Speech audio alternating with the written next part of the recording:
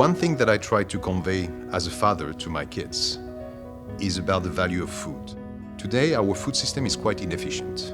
We lose around 30% of all the food we produce between the seed in the ground and our plate as consumers. So we need to make sure that we find new solutions to address some of the inefficiencies of the food system. So what Biotalys is doing is to provide some of the solution that will help to protect what we have today before producing more in the future. So everywhere there is a pesticide resistance, everywhere there are emergences of different pests and diseases. My name is Vishal Chindi. I work for AgMatrix Group. Our company is mostly focused on agriculture research. My role is to run experiments, evaluate different insect pests, and collect data for trials. Major challenges growers are facing these days are pesticide resistance among the insects, emergence of different soil pathogens and different diseases, higher usage of fertilizers, creating pollution to the environment, and contamination in groundwater. There are a lot of products which are effective, but they are highly toxic. At the same time, we have to have a rotating partner to avoid the resistance issues. They have to use chemicals as well as biologicals in a right manner.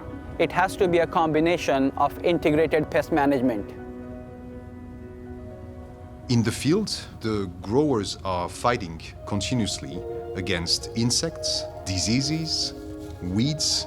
A lot of chemical products are being used to protect the food against these threats, but it's not enough. We need more than what we have today. We actually started looking into biocontrols, and through serendipity, we realized that animals belonging to the family of camels, like llamas and alpacas, that they have a quite interesting type of immune molecules, which are very, very efficient to treat diseases, like bacterial diseases, like viral diseases. And that might be a very nice opportunity to develop protein-based biocontrols based on these immune defense molecules.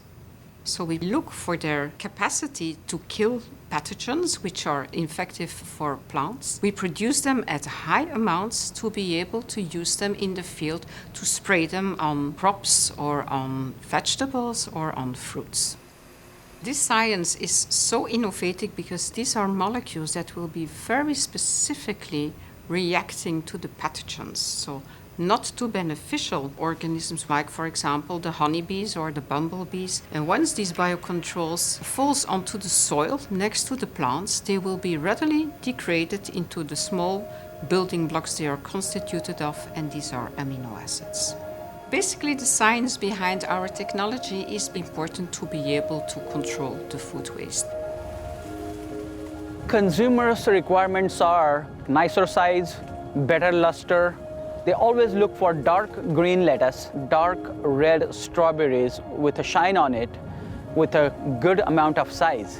Of course, growers has to use more inputs, just like fertilizers, pesticides. The growers are entrepreneurs. One of the main problems for them is to have a return on their investments.